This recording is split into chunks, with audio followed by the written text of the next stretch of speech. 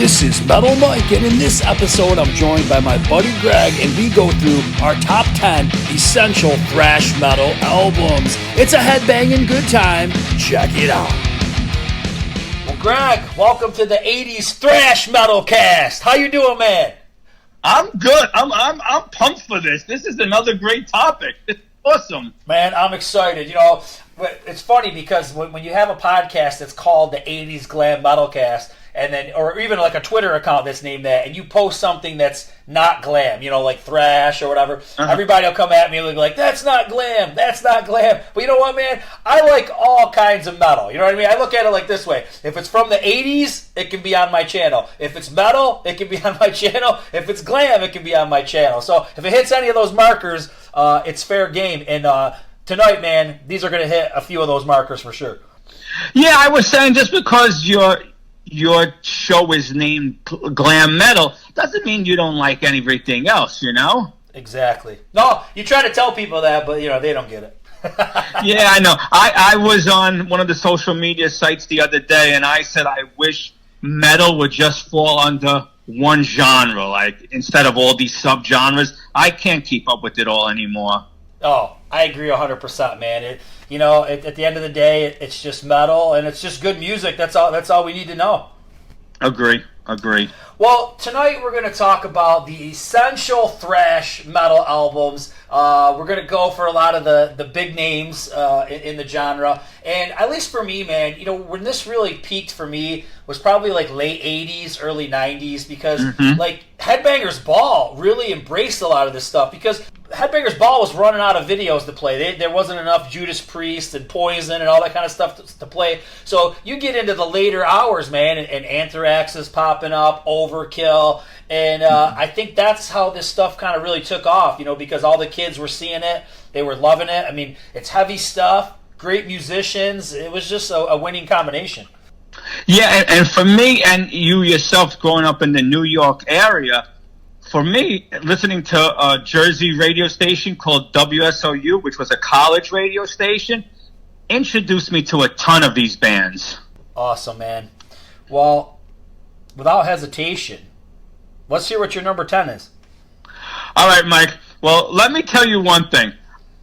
I stayed away from, whether it's fair or not, I stayed away from the Big Four. I think everyone knows enough of the Big Four. And I'm sure people are going to know these bands too. Good. Order, right? We're just throwing them out there? Good, man. Yeah, whatever you want to do, man. Okay. Just give me one. So, yep. I'm doing it in alphabetical order. So an essential album I think every thrash metalhead should have is Death Angel Act 3.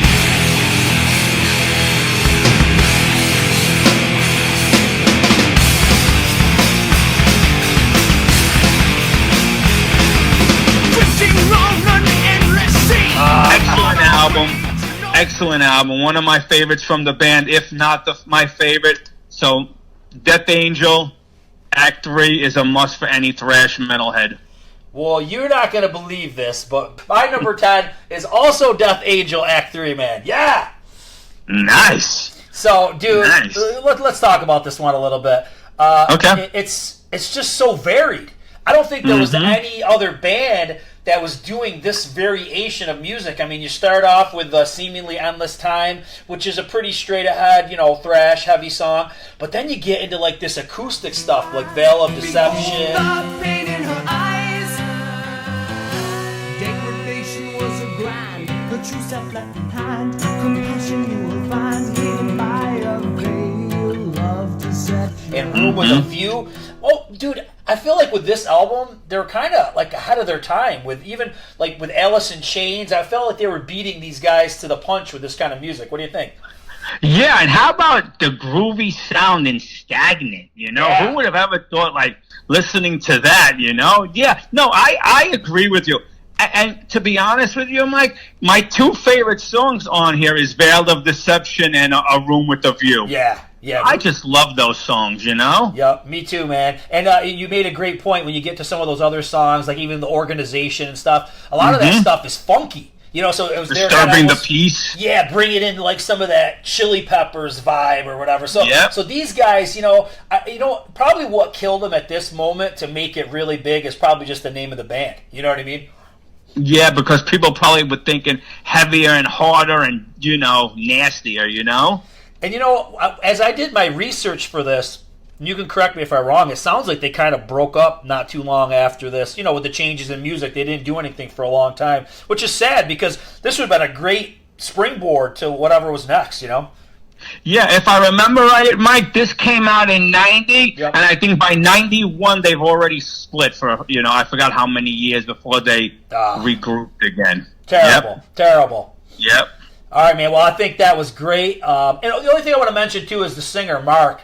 He's got a great voice, and he kind of reminds me a little bit, like his vibe is similar to like a Joey Belladonna. Like it's more of a clear voice. It's not really distorted and, growling and all that kind of stuff. Yes. So he kind of had that more of a clear, wasn't, with all that rasp and everything. So very interesting sound, interesting voice. And one thing, Greg, I want to say as we get going here, I think, all the players are really important in a thrash band, but I think the vocalist, it's like make or break. You know what I mean? Like if you don't have that cool, interesting character on lead vocals, I don't think you've got anything. No, you're probably 100% right, and we could even take that the next step away from thrash, but we'll stick with thrash for now. Think about it: Anthrax, first album, first singer; second album, new singer. Exodus did the same. Dream Theater did the same. Symphony X did the same. So if that singer is not clicking or people aren't feeling that singer, especially even if the musicianship is there, that singer has no shot. Yep. And you were saying something about Mark comparing him to Joey Belladonna. When Joey tried out for Anthrax, that wasn't even his scene, and he says it. He was more of a straight-up rock and roll kind of a guy, you know? And he's touring right now. I don't know if you know this, but he's touring right now with another band, and they do a lot of Journey stuff. Yes, I see that, yep. So that shows you where his roots are. Yeah, I always thought he was a phenomenal singer. Not to take anything away from John Bush, who's incredible, but they're two different styles. Like, Bush has that graveliness, but Joey could hold his own, and he could sing. Anyway, Mike, my number 2 on the list, again, this is going in alphabetical order, is a must. I'm sure everyone has this, and it's no big surprise.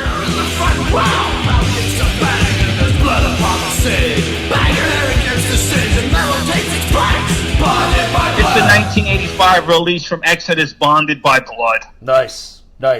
This was just a great album. Like, again, this is another album for me. There's not a bad track off of you. Bonded by Blood, Exodus, Piranha, Strike of the Beast, and then there were none. A Lesson in Violence, Metal Command. I could go on. This is my next essential thrash album that everybody needs in their collection. With Exodus, I don't know, I remember them being around and seeing some of their videos. Wasn't Toxic Waltz? That was one theirs, right? Yes. Yeah. So, but I don't know, never connected with them back in the day. I should definitely go back, though, and check out some of their stuff and see how it feels today. Yeah, definitely. You're going to get this divide in the X, and I guess it's with all groups. A lot of people liked the singer who came, and I forgot his name off the top of my head, Bad Me, who replaced Sosa after a while. But I always liked Zetro's voice. I really did. It was this gravelly, nothing fancy, nothing great. I know a lot of people say now he sounds like the Cookie Monster, but I dig Exorcist. And Paul Baloff was the right fit for this album. He was just, he was amazing, his stage presence and everything. So number 2 for me was Exodus, Bonded by Blood. Okay. So for me, it's funny now, and we're gonna keep going, but you're going 1 down, and I'm going backwards. I'm going 10, 9, 8. So that's okay. It's all good, man. Okay, Mike, I apologize. I thought it was just any 10. I didn't know you wanted them in an order. So I just did it in alphabetical order. No, I love it that it's actually in a different kind of an order. There is this is thrash. This is metal. There is no order. There's no rules. Okay, right? There you go. Right. There you go. All right, so for me, this would be my number 9. Alice, isn't it frightening? Alice, aren't you scared? Alice, isn't it wonderful? Living life afraid. I got Annihilator, Alice in Hell. Okay. I mean, this for me, when I first heard this in '89, I was still kind of, it was early in my thrash days, and this was pretty intense, you know. I think at the end of the day, looking back, you know, maybe not the most original band. You know, they definitely took some, you know, tips from Metallica, I think. But, you know, he definitely took it to a different level. Even with something like, you know, he starts off the album with Crystal Ann, and it's just so good. It's almost like Yngwie-ish, you know, with the everything that's going on. And it was probably sounded better than any of the times when Metallica did something like that. And I don't care, man. The best song on the album is Alice in Hell. And I agree. It's just like, I don't know. I feel like I wish there was more songs like that on the album. You know, it's like your epic story track. And I feel like Randy Rampage's voice is the best on this song. Like, he really goes up high and he does the screams. It's like the most unique song. And another thing I would say about these guys that makes them different is, you know, obviously the riffs and the way the bass follows the riffs. You know, I feel like the bass playing really stood out, and everything's really clear. Like, you don't hear a lot of effects, so like everything sounds pretty crisp. But just straight up. Yeah, right? like I don't feel like it's, you know, I'll get to some other albums I feel like where there was maybe too much effects on them, but this isn't the case. Randy Rampage is interesting. I think he was like a punk guy or something before he got into Annihilator, and his voice is really nasty on a lot of these songs. You know, like Human Insecticide and Schizos Are Never Alone. A lot of cool stuff. But and I think where we talk about singers, this is one of those bands where there's I think there's a different singer almost on every album. I know after the next one, Never Neverland, has a different singer. And I think sometimes, Greg, that kind of hurts a project because at the end of the day, like, it's just who's driving the band. So it's Jeff Waters, the guitar player, and, you know, there's not a lot of consistency when it comes to the vocals. So every album has a little bit of a different vibe, maybe a different lyric writer, different, you know, singer, obviously. So I think that's probably something that hurts Annihilator, in my opinion. But those first two, man, you know, it was a kind of a toss-up, but I got to go with the one I heard first. Yeah, Alice in Hell.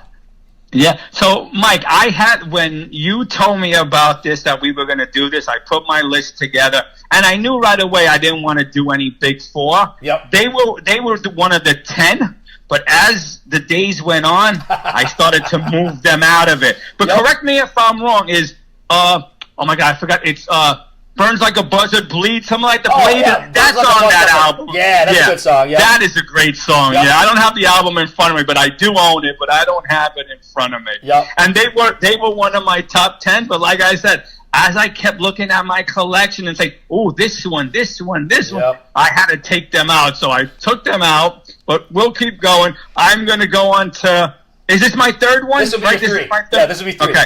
So number 3 was a band that I believe formed in 81, maybe, I think 81, but I'm not sure. I might be off on the numbers. I can't even read my own chicken scratch. Anyway, I went with the band from Phoenix, Flotsam and Jetsam. And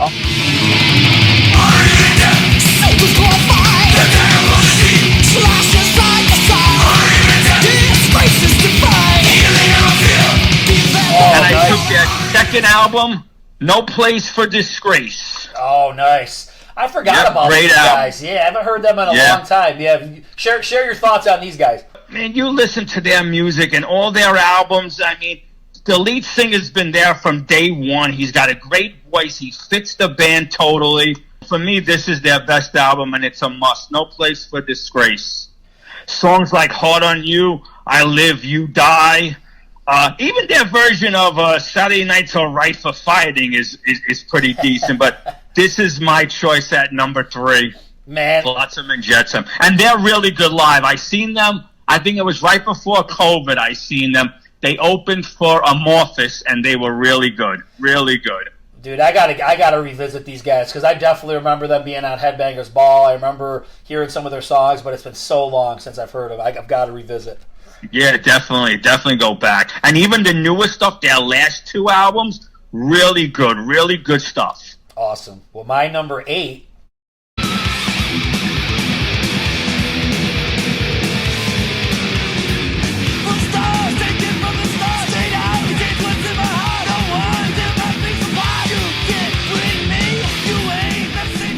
Suicidal Tendencies. Lights, Camera, Revolution, man. This This album's so good, and I don't care what anybody says. I bought some of the albums before. I tried to listen to some of the stuff after. There ain't one for me that touches all the bases like this one. I feel like they were just in the zone, and whatever they were putting out was appealing to me. You know what I mean? Stuff like You Can't Bring Me Down, Going Breakdown, Lost Again, Lovely. I mean, there's not a bad song on this album. I listened to it, I think it was last night. I went through it, and I was just like, damn, this is a good album. And, it's such a unique band. And one thing, we talked about Anthrax, and Anthrax does this a lot, and I think Suicidal did it on this album. There's some funny parts. Like, we're not taking ourselves too seriously. You know what I mean? Yeah. You Can't Bring Me Down. He's talking about, you wouldn't know crazy if Charles Manson was eating Fruit Loops on your front porch. Or on Send Me Your Money, he's talking about, send your mama's dentures if they got gold in them, And, dude, you just laugh, It's like, I think, and the other thing that's really cool about Mike Muir is he's got a unique voice. He's another one. He's not like a screecher or anything like that. It's a smooth voice. Almost reminds you of Ozzy sometimes. Just something about his voice reminds me of Ozzy a little. It's just great melodies, interesting voice, funny at times. It's just super unique, and the musicians, Robert Trujillo and Rocky George, it was just, it's just good stuff, man. I love it. Now, Mike, did you like those first two albums, the first two, which was more of the punk style before they got into that? No, I never connected with those. I feel like I always liked the song that what was the one? All you wanted was a Pepsi or whatever. What is that? Oh yeah, Institutionalized. Yeah. That song's cool. And but even like something like How Will I Laugh Tomorrow? I don't think that touches this. That's almost like the stepping stone to get to this album. But I don't know. Okay. I love it, man. I think it's so good, and I'm so glad that I jammed on it the other night. I want to jam on it more often because it's such a gem. I forgot about it. You see now, Mike, you did something that I wish I would have done. I started the show by telling you I'm not for the genres and all this stuff. And Suicidal Tendencies for me fell into that category. Are they really thrash? Are they a crossover? Should I put them on the list? Are people going to complain because I put them off the list? So I guess I caved and I left them off. Gotcha. But there are also some other bands like Exciter. Are they speed or are they thrash? Right. It is Raven. Are they thrash?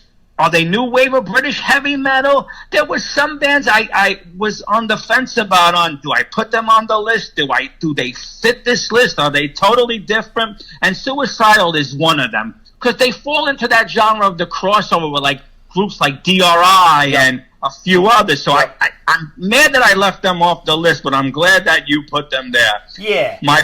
Go ahead. My fourth one is another band from California.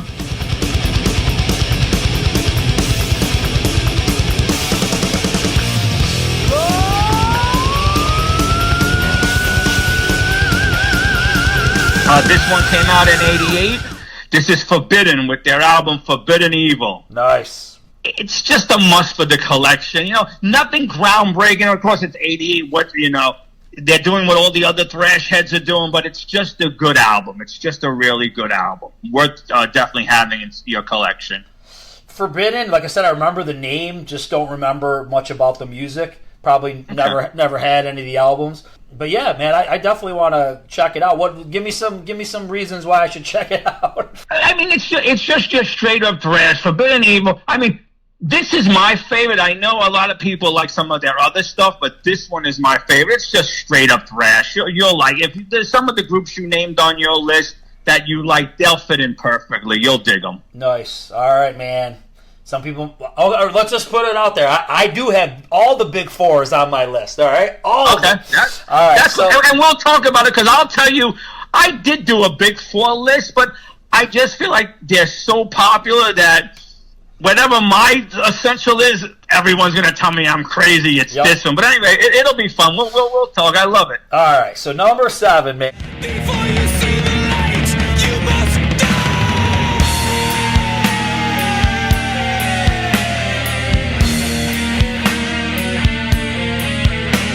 And this is where I'm gonna put Slayer. and I'm going to go with South of Heaven. And a lot of people might question that album because, I always look at it like, I would listen to like Rain and Blood, and it just, I don't know, it just didn't connect with me. But then when I heard this one, I was like, wow. And then when I was reading about this album, a lot of people consider this album to be more like a sellout, because what they did was they became more melodic, focused more on their songwriting. And I'm like, no shit. no kidding why I would like this album, because I'm a melody guy, you know what I mean? I come from the land of, hair metal, so I like good melodies and stuff like that. I'm going to be honest. They slowed the pace down a little. Yeah, they definitely slowed down. Never been a huge fan of Slayer. And especially as they progressed. I mean, as they got more, with all the God Hates Us All stuff. And they kind of lost me with where they were going. And I don't even know if I cared for the sound they adopted as they went on. You know what I mean? Because I feel like they, I don't know. I just didn't connect with me. Between this album and Seasons of the Abyss, I love it, man. And let's just throw out this. Tom Araya, I was reading as a Catholic, so, he's not even on board with some of the messaging that, right? That's funny. I didn't know he was a Catholic. Yeah. That makes it even funnier. Wow. But, the cool thing, especially about this album, the lyrics are really good. They're almost like dark poems. Something like Mandatory Suicide, when he's just like talking all the lyrics and everything. It's pretty unique, man. And another cool thing about Slayer, I mean, I'm not telling anything, people stuff that they don't already know, but just some things, a couple of my observations. The cool thing about Slayer's guitar work, they're not big chord guys. They play a lot of notes, you know what I mean? When you think of like that eerie minor intro to South of Heaven and a lot of the other riffs, they're big-time note guys. And the thing that makes it so heavy is Dave Lombardo. You know what I mean? He's just railing. And man, that guy's a friggin' genius. Probably the best drummer on this album for me. Some of the best drumming out of anything on the list. I was just really listening to it, and I was like, oh my God, this guy's nuts. You know what I mean? Like, it's just so good. Phenomenal drummer, yeah. Yeah, and Tom Araya has got a cool voice. Is he the greatest singer? No, but it fits with the kind of music that they do, you know what I mean? And it's unique. It's not like anybody else. But between South of Heaven, Mandatory Suicide, Silent Scream. There's some deep stuff, interesting stuff, and I love the production. With Rick Rubin doing it, it's like really, it's very crisp, but it's also very raw. It's not overproduced. It's really good. So that was a nice for me to go back and jam on that. It's been a long time. That was like a breath of fresh air. All right, well, now I've rammed about it. What do you got to say? No, that's fine. Like, again, I didn't put Slayer on only because I figure a lot of people know them. Yeah. My favorite Slayer album is a toss-up. It's always been Hell Awaits, but I do like Season in the Abyss. Yep. But I know most fans will tell you Rain and Blood. And for me, Rain and Blood was that album when it first came out. I was like, whoa. But for me personally, it didn't age well. I always go back to South of Heaven, Seasons in the Abyss, Hell Awaits, even the EP and Show No Mercy I'd rather listen to than Rain and Blood. But again, that's just me. Yep. That's just me. All right, buddy. Well, what do you got next? Okay, so I got next. This is a band from Canada. They formed in 86. Their debut album, 1987, came out in 1987. Infernal Majesty, None Shall Defy. Battle of the ages, good and evil waging over Megadeth. Send your rings, millenniums. Wow. You got me on this one. I've never even heard of these guys. These guys definitely have this thrash sound. The singer sings, but they're definitely dark and satanic and, but in almost a good way. Like, it's not that growling. Right. You have to check them out. I only own the debut from them. I know they have others. But I was very impressed with the debut, and I think everyone should own this. This is really good stuff called Infernal Majesty, and just an overall good album. None Shall Defy is the best song off this album, and that's also the name of the album. Well, I always like when people come on and kind of throw some oddball stuff out there, because I'll be honest with you, I get a lot of comments from people that'll say, oh man, you guys exposed me to this band, and I love it. So, that's the whole point of it. We've all been exposed to some different bands, friends, got us into it, or who knows how we found it. And then if we could still spread the news, at this era of time, it's good stuff. No, definitely. It's like we did back in the day, Mike, where I made a cassette, I gave it to you, you passed it on, someone gave me something. And word of mouth for me is still the best, because by you telling me, that I know you heard it, you sat down with it, you liked it, and now you're recommending it. So for me, that's always the best. So that's how I feel. All right, number 6. They're not a big 4, but they're a big player. The time is coming. It's too soon, I can't watch it. I don't know. I think my world has gone. I got Testament. Practice What You Preach. It was tough, man. I didn't know. The New Order is a great album. I love Souls of Black. I mean, that's I feel like Practice What You Preach and Souls of Black are kind of brother albums. And I feel like Souls of Black and Practice What You Preach is very structured, very similar. But anyways, I feel like this was the first one I ever bought. So I went with this one. The musicianship, obviously, Alex Skolnick and all the boys on there. I actually really liked Greg Christian on bass. I mean, he just did such cool stuff. They all played Ibanez. I've always played Ibanez, so that was cool. But for me, this is one of those ones like we talked about. Can the vocalist carry this thing and really make it what it is? And dude, Chuck Billy. I love Chuck Billy. I love his voice. And his melodies are, I don't think there's, on this list, I think he's got the catchiest melodies. And when we talk about catchy, it doesn't need to be cheesy. It's just memorable. You know what I mean? Something that's going to make you sing or get it stuck in your head, Obviously, the title track's great. Perilous Nation. Remember, Time is Coming. You know what I mean? So good. Greenhouse Effect, Nightmare. Dude, I love it. And another great thing about Testament is they're not pumping out, 10-minute long songs, you know what I mean? They're kind of quick hits, good stuff, catchy, memorable, and man. But for me, the MVP, I mean, the guitar work and everything, the drums, everything's great in Testament. But the MVP for me is Chuck Billy. And the only thing that kind of disappointed me as time went on, especially when they did the Low album, I feel like he started to sing like everybody else that was out, and did the hardcore vocals and all that kind of stuff. And I was going to ask you if you're a fan of that, if you know. Okay, I mean, I think that album's good, and when he busts into that kind of stuff, I don't mind it. But for me, I always thought he was just more original the way when he first came out. So just my opinion. So I'm going to jump ahead. Since you're talking about Testament, I might as well stay with you. Testament is also on my list. Nice. And I went from day one when you told me what we were doing, I kept flip-flopping because I love Practice What You Preach. Yeah. It's you could call me back in an hour and I'll tell you, it's my favorite. I kept going back and forth and I went with the 1988 release, The New Order. For the past, it's too late, 'cause the world is can't control fate. Shadow time, not it clear, to the world the new order. That's great too. I just love that. That's great too, man. My favorite all-time Testament song is Disciples of the Watch. Yep. For just that alone, for just that alone, if you're getting into thrash and you want to know a band and you want to know about Testament, that's the album you should go with. Yep. The New Order, but you made a great choice with your pick as well, so awesome. Yeah, man. I'm glad you brought this one up because, Trial by Fire, oh my God, what a great song. Into the Pit. And then the cover, Nobody's Fault of Aerosmith. That's excellent. Yes. So good. Yes. Agree. So good. Agree. So I'm glad you put that one on there so we could mention it. Like I said, for me, that album, Practice What You Preach, Souls of Black, are all great. And, they're just very consistent band. And I know they're doing great stuff today, so I'm glad to see that they're still out there.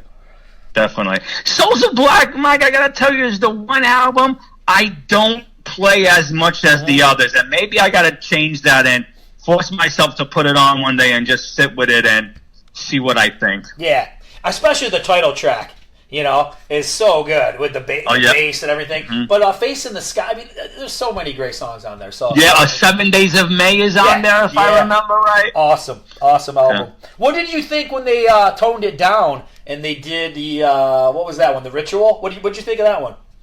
I thought it was fine. I thought it was fine. You know what? I try to take every album as the band's first. Like, I don't want to say, oh, it didn't have this feel to it, or it wasn't like the previous one. I just listened to it, and I enjoyed it. I liked it.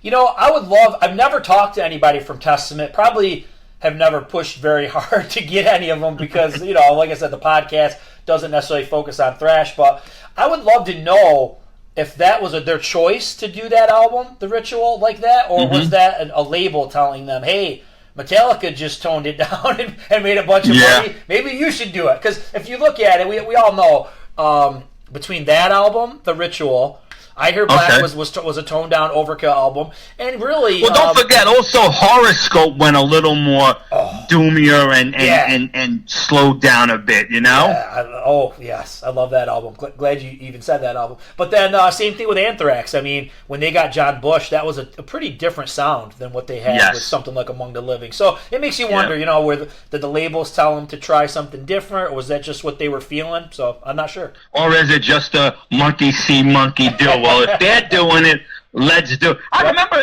an interview one time where Don Darkin said, well, we were trying to follow what the trend was. And if Motley Crue used Aquanet, well, we bought 40 cases of Aquanet. Like, it's just a matter of, well, if they didn't have success, well, let's try it and see if we could have success. So maybe that was the train of thought on that one. All right, so my next one.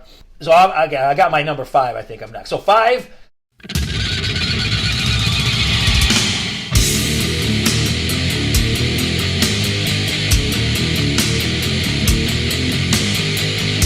I had to go Pantera, man. I know this is a big one. Everybody's heard it, but I went with Vulgar Display of Power. It was kind of like a toss-up between this and Cowboys from Hell. Those are my favorite by Pantera. I don't know, man. For me, I hate to keep going back to vocals. I mean, I know I sing a little bit, and I'm a song guy, you know what I mean? So I think vocals are always, you know, my thing. But I think for this is one of the most in-your-face, extreme vocal albums. You know,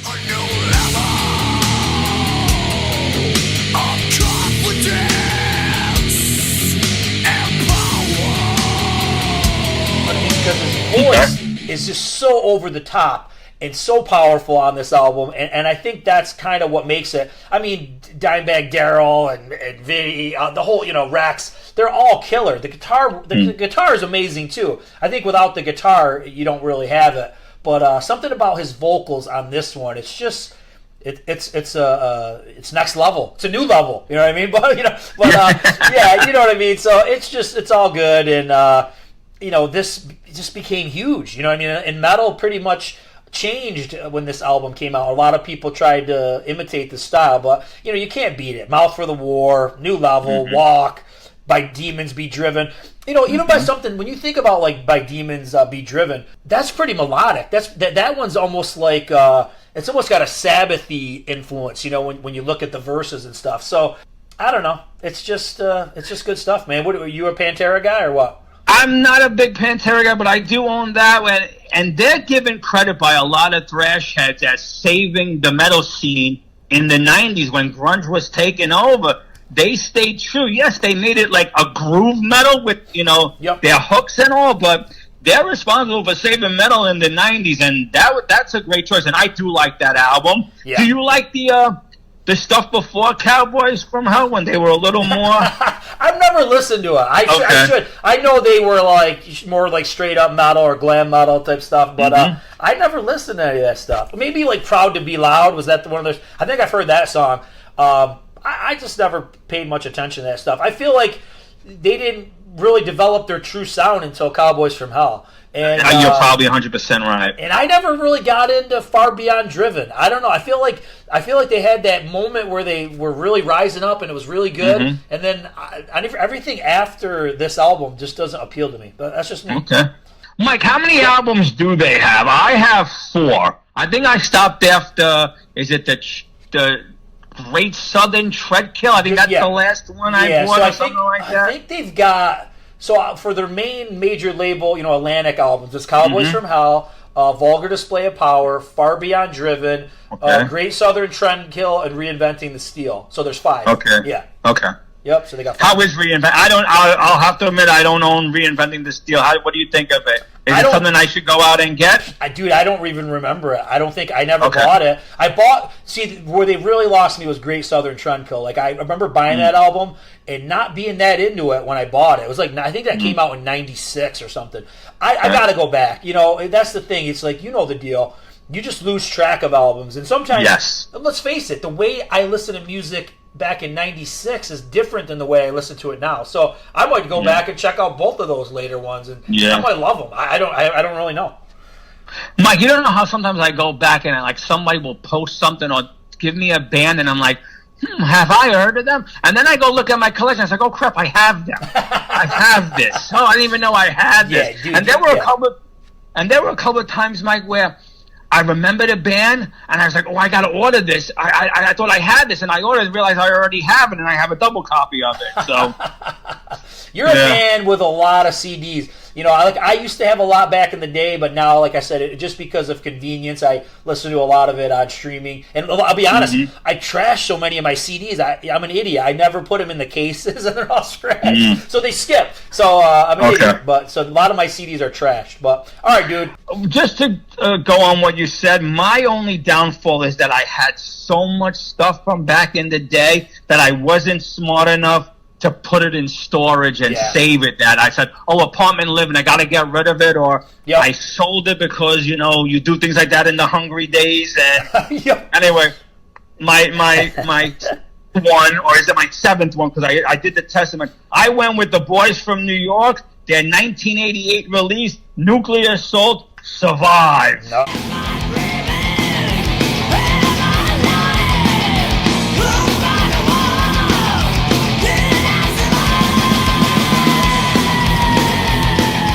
Love this album. Rise from the Ashes, Brainwashed, F9, Fight to Be Free, everything. Even their version of Good Times, Bad Times is a pretty decent track, you know?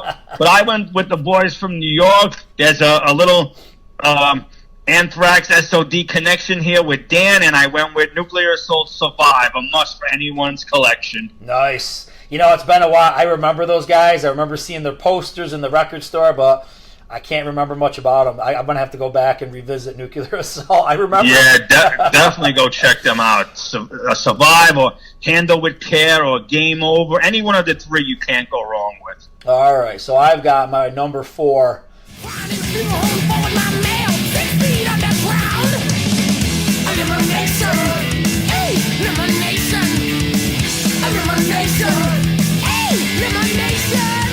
I'm going Overkill. Years of Decay. I wondered if this would come up tonight because you posted I hate you on Twitter the other night, and I was like, wonder if Greg's thinking about Overkill. But you know, there's 2. I like a lot of their albums, but the 2 that I really like are Years of Decay and Horoscope. And I wasn't sure which one to go with, because here's what I think. I think at the end of the day, Years of Decay has better songs, but Horoscope has better production. And, which is weird because it's the same producer. So why does the other one sound so much better? I don't know if they were given more money, they went into a different studio, I have no idea, but it does sound way better. But anyways, for me, I don't know why Overkill never caught my radar before, you know what I mean? Like, I remember they had videos like Hello from the Gutter and all that stuff, but I never really connected with it until I saw Elimination, the video. And, you know, this is, I hate to sound like a broken record, but this is one of those ones where it's Bobby Blitz, man. That's the guy that makes this band. If this guy wasn't in the band, you wouldn't have a band, because he's just got that sarcasm, you know, an attitude, high-pitched voice, you know, cool lyrics, great melodies. And I think that's, and then even stuff like I Hate You, it's just so, you know, tongue-in-cheek. Yeah, it's tongue-in-cheek. It's fun, you know what I mean? Even if you listen, Mike, I didn't mean to. Even if you listen to the lyrics of Elimination, let me see if I'm right. If I'm looking at the ceiling, then I must be laying on the floor. Yep. You know, all of it. You're right. Going back to that kind of humor. You know what I mean? And I think, you know where a lot of this comes from? I think a lot of it comes from David Lee Roth, if I'm being honest with you. He's one of the guys who always threw, comedy and sarcasm into his lyrics, and I wouldn't doubt many of these guys were fans of David Lee Roth. But anyways, but yeah, I mean, come on, Time to Kill, I Hate, and then when they do the slow heavy stuff, like Who Tends the Fire, kind of what you're talking about when they do the doomier stuff, that works. And dude, he can even sing slow tunes like the Years of Decay, like a power ballad. So, dude, they can do it all. They're awesome. Oh, yeah. Awesome. Mike, you go to that EP and the song The Answer is about 7-8 minutes long, and that's as doomy as all hell, which sets you up for what Skull Crusher's Chasing... is it Chasing Spiders? I can't think of the title. That's, what became of that. That's awesome stuff. Now, you said Horoscope. Now, if I remember right, that's the first album without Bobby, and it's the first album where they went dual guitarists. Yes, that's the first one they did dual guitars. Yep, they brought in two new guys. I argue with a lot of people on social media because, and you're going to laugh, I'm a big Overkill guy. You see, I have all their albums, I post them. That's the album I play the least, and I get a lot of knocks from people who tell me I'm crazy. And I think it's because those first 4 albums were a little faster, and I wasn't ready for what Horoscope had to offer. Yep. Yeah. So I listened to it the least. I will go back. Don't get me wrong. I put it on every now and again, but it never touches to what I do with the others. But you gave it a high rating, so I'm going to go and give it another spin tonight. Listen to Thanks for Nothing. Okay. That's a fast And Bare Bones is a great track. Bare Bones. Yep. Yeah, that's a great one. Yeah, I love that album. Horoscope, the song, is that doomy or slow stuff. But, there's some fast ones. Yeah. Coma, Thanks for Nothing. Yeah. I love it. I love that album. It was so tight. But Years of Decay, just, like I said, that was the one that I really got into first, so I had to go with it. So I happened to see them. I think it was that tour, and then I seen them on the most recent before COVID, and Bobby was still doing, and they were bringing, and they're awesome live. If you get a chance to see them, go. It's an awesome show. All right, brother, what do you got next? Well, speaking of Overkill, I also have the boys from Jersey, Overkill, and this one is a must. Even if you don't want to own anything else, or like a buddy told me, he can't get into his voice doesn't do it, you still have to own Feel the Fire, the debut from Overkill.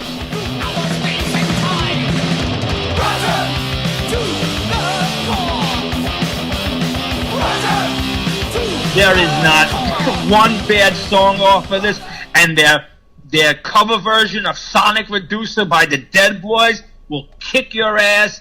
It's just awesome. Everything. Blood and Iron, Killer Command, There's No Tomorrow. I could go on for days. This is perfection. That has 10 perfect tracks, and it's a must for any thrash metal heads collection. Awesome, man. I'm going to go, based on your recommendation, I'll go back and listen to this one and see if I can get into the early stuff. Excellent. I'd like to know your thoughts. All right, man. Well, you didn't want to do any Big Four. I told you I was going to do Big Four. You can talk about some of them with me, but I think the next 3, my final ones, are all the Big Four. Cool. Part of that. So I'm just going to go with 3, man.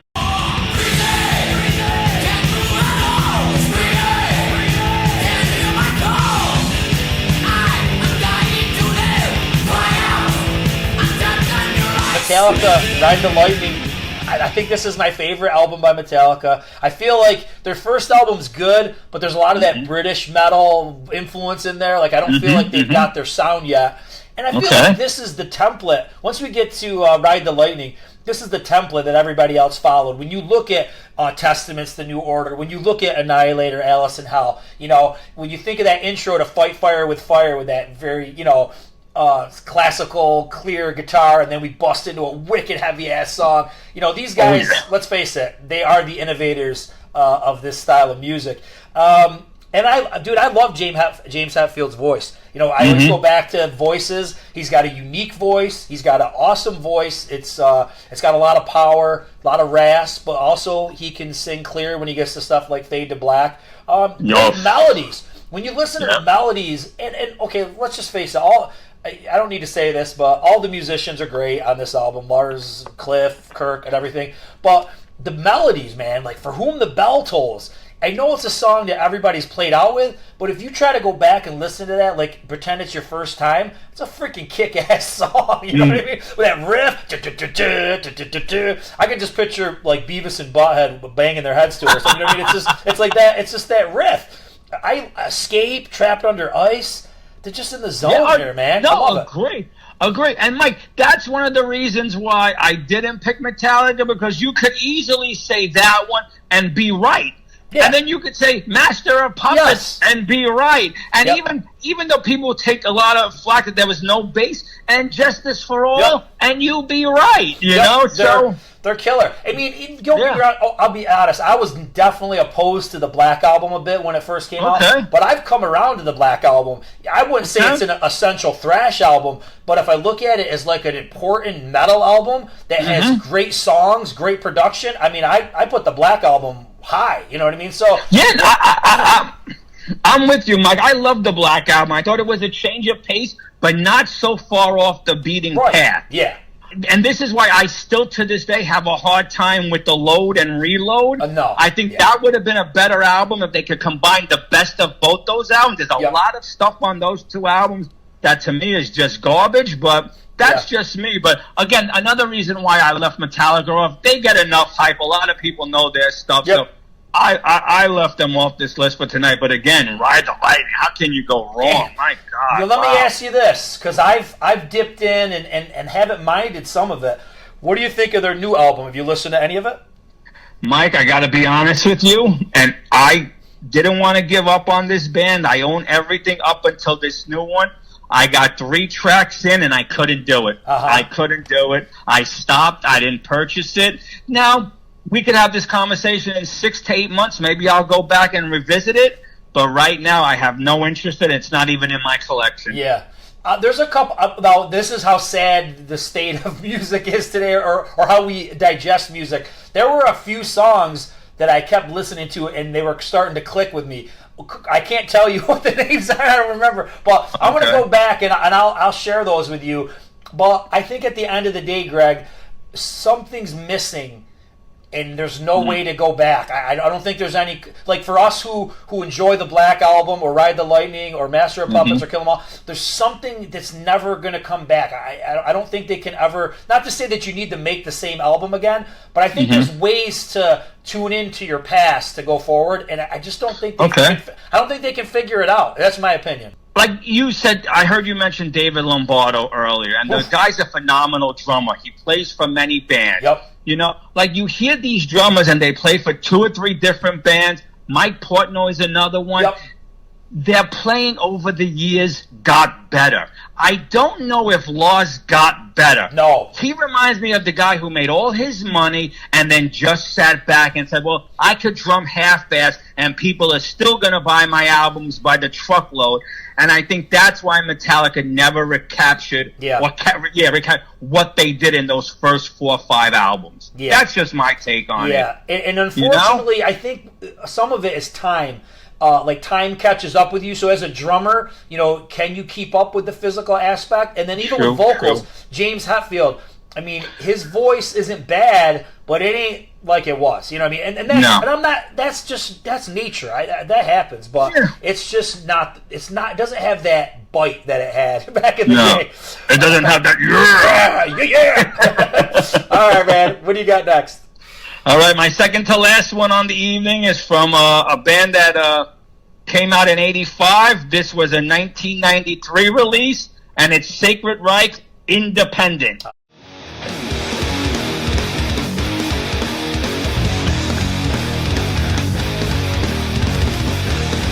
Sacred Reich, yes. Yep. A great opening track. Everything on this album is another good one. Some people might like other albums by them, but I think this is a must. Sacred Reich, Independent. Yeah, I mean, I definitely heard them back in the day. can't remember much about him today. Wasn't there an album cover where some guy's on like a surfboard or something? Surf Nicaragua, yeah, that was the first song I ever heard by him. WSOU back in the day played him. Yep. Oh, awesome, man! I'll have to go back and check out some Sacred Reich. That's why I'm glad you're bringing all these bands out to me to expose them again to me, because I'm like, man, I gotta go back and revisit. Cool. Hey, not that these are obscure gems, but that's what I like. Let's go with the what people consider the B team, but I don't consider any of these bands the B team, you know? Yep. So. All right, well, there's going to be no surprises for the last two. And probably the order could change, like we said. If you talk to me a few months down the road, I might change it. But night number 2. He's singing, he's calling, his legacy is falling. He's calling, corrupting, among the living. Anthrax, Among the Living. And this is just, and I know we've had this conversation. I know that you're big into State of Euphoria. I like that one too, but I keep going back to these ones that I got first, you know. And I want to say this might be the first thrash album I ever bought, because when I think about it, I remember seeing Indians on Headbangers Ball. Yes, and I think that song was about accessible enough where I'd be like, oh, I think I could jam on this. I'm gonna go buy it, you know. And I just remember being blown away in a good way. Obviously, you know, I'm like, man, these dudes are heavy. They swear. They're funny. You know what I mean? Like, they're singing songs. Wear shorts. They're in shorts, singing songs about Judge Dredd. But you know, it's just great stuff. You know, super cool, heavy riffs. Everybody's good in the band. Charlie Benante, you know, Scott, the whole crew. But I'm going to go back to Joey Belladonna. You know, that he's the thing that makes it interesting. And it's just, I mean, every song is good. What can I say? Caught in a Mosh, I Am the Law, NFL, Skeletons in the Closet. I mean, One World. There ain't a bad song on it. But, you know, it's weird. You know, I don't know if anybody listening can relate, or maybe you do this, but every once in a while, you got to mow the lawn, you know, and depending how big your lawn is, you know, you might be out there for a while. And a lot of times I'll just pop on an album and I'll just jam a whole album while I mow the lawn. And this was probably a couple weeks back that I did it, and it was just hitting me. I was just like, man, this is so good. Like, damn, this is good. It just brought me back to 1987. And wow. Yeah, man, I really love this album. So, speaking of Anthrax, you know how I feel about my local bands. I stick up for them. I promote them, you know, even though they don't need me. I do like State of Euphoria. I always said on social media that album was a lot better than given credit for, and I think I convinced a few people to go back, and they're starting to agree with me. Among the Living, like Raining Blood, it was easy to say. Most people would say, oh, yeah, that's their best work. For me, it's always going to be Spreading the Disease. Oh, yeah. Yep. That's my favorite Anthrax album. Nothing wrong with Among the Living, Mike, but maybe because I played it into the ground when it first came out, I can't listen to it as much as I did. And for me, it doesn't hold up like Spreading the Disease does. Yeah. But it's still a great one. I'm not saying it's not. Believe me, it's a must for any collection. But for me, Spreading the Disease. All right, buddy. What's your last pick? My last one will end with the boys from Jersey, another Jersey band. This one came out in 86. It's Whiplash, Power, and Pain.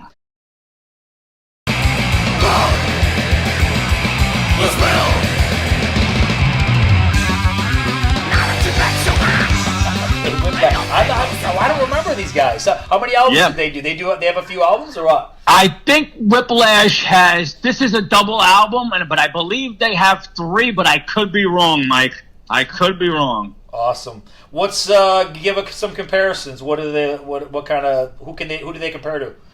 I would compare them to Nuclear Assault. I would compare them to a Forbidden, even a Flotsam and Jetsam type. Okay. So awesome.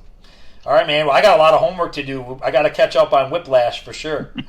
Wait till you hit my honorable mentions if we get it around to those. Oh, we will. We will. All right. So this is the only remaining band from the Big Four that we haven't talked about. I don't know if all their albums are essential metal listening.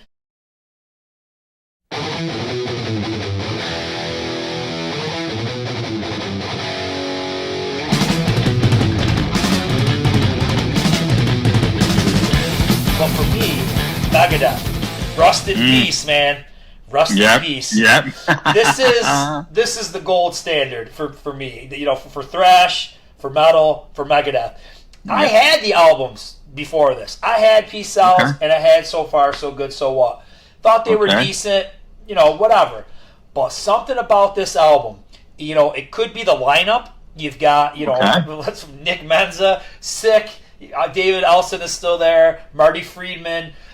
So you've got some killer musicians. But as we've talked about, the musicians are only going to be as good as the songs. And I think Dave is in the zone here. His voice is perfect for the material that he's doing.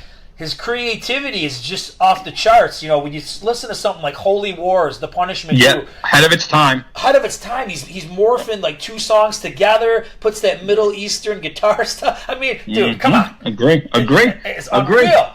And then, you know, and I think if you look back at this album, and this is one thing we didn't talk a ton about. We mentioned it a little bit with Anthrax, but you got to look at something as the total package, you know? Think of, it sounds great. We've got great songs, great melodies. We've got amazing playing. The band looks cool. And they got a kick-ass album cover. And they took the album cover and they made some great videos, like at Hangar 18, you know what I mean? So Megadeth, I think their career just, it all came together for me. And for a lot of people, this is their biggest album. So it ain't like it's just me saying, you know, this was their shining moment. Like, it really, it was their shining moment, you know what I mean? You know, Take No Prisoners, Tornado of Souls, Dawn Patrol, Lucretia. Yeah, I mean, like I said, there ain't a bad song on it. Mike, that's their masterpiece. I'm not going to argue with you. That's their masterpiece. But for me, I always loved, because it was the first thing, and it's true, like you said, it's where you got into them, and I got into them from day one, and Killing is My Business is so raw and so excellent for me. I even like their version. I always talk to another buddy on social media, and I said, These Boots is the best cover they ever did, because they really don't do covers good. They botch them. I love this version of These Boots, but Killing Is My Business is my favorite Megadeth album, but I'm not going to tell you differently. Rust in Peace is their masterpiece. That I'll agree with you on. No, Killing Is My Business is great. Like I said, they got a lot of good albums. Even the ones that follow this, a few of them aren't bad. You know, I mean, Countdown to Extinction is a great album. It's almost, once again, it's like that Black Album, toned down vibe. Yes. Great album. And I always liked Euthanasia. I think they even went even more poppy with Euthanasia. But I think the musicianship is just, it's just so intense on Rust in Peace. So yeah, I love it. I got it at number one. I agree. Some bands I left off this list was like Mortal Sin and Local Boys, Hades and Slaughterhouse, Toxic Holocaust. But just not to dive in, I'll just tell you my honorable mentions real quick. And that was Violence, Creator, Rigor Mortis, Metal Church, and I have to give a shout out to my buddy's band, Hostile Rage. These guys opened up for Overkill at Ramapo College back in the 80s. That album is phenomenal. I wish more people would give it a shot and listen to it. And hopefully we're going to get new stuff from the boys in Hostile Rage soon, but they're one of my honorable mentions. I don't have much for honorable mentions. The only band that I wanted to squeeze in, but I couldn't really, with good conscience, say it was essential thrash, was some of the Celtic Frost ones. I'm probably thinking like Vanity Nemesis is probably your typical for because Celtic Frost is a weird band. You know what I mean? They do a lot of different forms of metal. It's avant-garde metal or black metal, whatever you want to call it. But I think they were going pretty much straight up thrash for Vanity Nemesis. They obviously did the glam thrash thing with Cold Lake, which Mike, I love that album. I hate to interrupt you. I love that album. I do too. Like I said, it's just hard to rationalize Cold Lake as essential thrash, but I do love that album, and I thought Vanity Nemesis was really cool too. But I don't own that one, so maybe I'll have to go back and check it out. Oh, you'd love it, man. There's some cool covers on there too. He does a cover of Heroes by David Bowie. He does a cover of This Island Earth. And I don't remember who sings that, but that's a really cool song. Honestly, it's just a step up from a little heavier and better production than Cold Lake. But if you like Cold Lake, you'd love Vanity Nemesis. Yeah, I do. I sometimes I like when a band pulls something out of left field. So I enjoyed that one. I Awesome. enjoyed that one. Well, this was a great one, man. I'm so, like I said, I've been wanting to talk about thrash albums, and I'm going to be honest. I definitely never dug as deep into it as you have, but I went through a pretty big thrash phase in my early days. Especially even as a musician, as a bass player, because like we talked about, the bass playing on Rust in Peace, Alice in Hell, all that stuff was just awesome. You know what I mean? And just as important as the guitars, I think the bass was really out there. Because when you think about hair metal, the bass was always buried in the back. Like look at something, or it never didn't do much. When you listen to like Lick It Up or Unskinny Bop, the bass was boom, boom, boom, boom. So these guys, when the thrash bands came out, it was just a breath of fresh air. The bass is all over the place, the drums are all over the place, and it was just killer stuff for whether you were a musician or you weren't. So yeah, good era, man, good times. Definitely. We grew up in the golden age, Mike, so it was great, We really did. We really did. And the crazy thing was you didn't realize it at the time, you know what I mean? You're just living, and you just think this is the norm, this is going to last forever, and then you get to the 90s, and everybody's telling you all the stuff that you liked is garbage, and you should listen to, Candlebox or whatever else on STP, but now in retrospect, yeah, we grew up in a really cool era. We definitely did. Yeah, yep. And the whole MTV thing, you took it for granted at the time, but I mean, it was so innovative. Videos that told stories about songs, or at least showed you what the stage show was going to look. Whatever it was, man, what the current look was that you should be trying to imitate. It was awesome. It was good times. I feel like every episode you have me on, I repeat this, but we got MTV on the ground floor, and it was such in its infancy stage that on Saturday nights, you used to get metal concerts. Iron Maiden I saw. Yep. I saw 30-minute Iron Maiden with Paul Di'Anno. Rat before Out of the Cellar came out. Europe, and I remember Europe catching a bad rap because they started the show with Final Countdown and ended it with Final Countdown.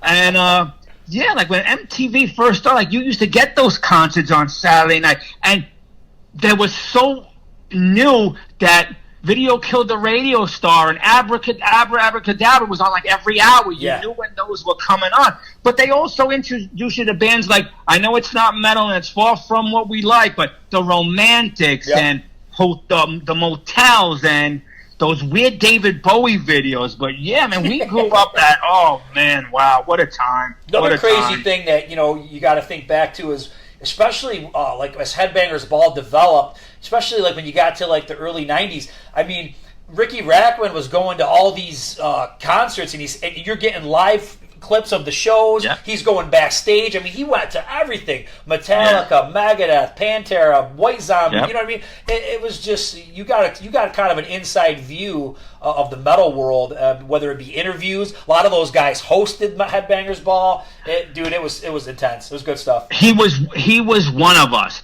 The three previous hosts were not one of us. Right. Like, so they just, Adam Curry looked weird, even though he had the hair. He looked weird sitting with the MC on. It didn't fit him. But Ricky was one of us. He spoke our language. So that's where the show really started to pick up and take off and get its fan base going. So 100%, brother. Well, hey, it was great reminiscing. Thanks for your insight, for bringing up some bands that I kind of forgot about, and some I've never heard of.